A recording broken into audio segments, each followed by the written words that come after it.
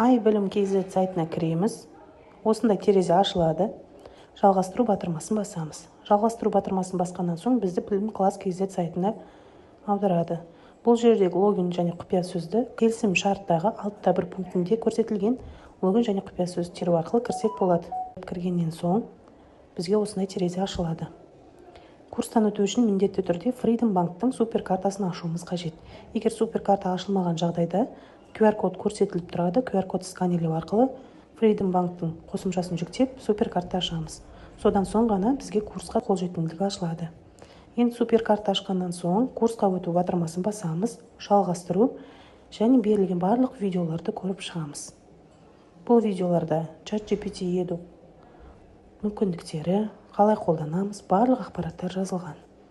Келесі батырмасын басу арқылы видеоларды толық көріп шығамыз. Видеолар аяқталғаннан соң аяқтау батырмасын басамыз.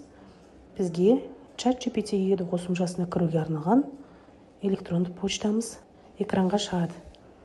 Экранға шыққан электрондық почтаны ChatGPT қосымшасына кіруге пайдаланамыз. Ол үшін войти батырмасын басамыз. Электрондық почтамыз жазамыз көрсетілген және осы батырманы басамыз. ChatGPT қосымшасы ашылды. Жұмыс жасай берсек болады. Іске сәт.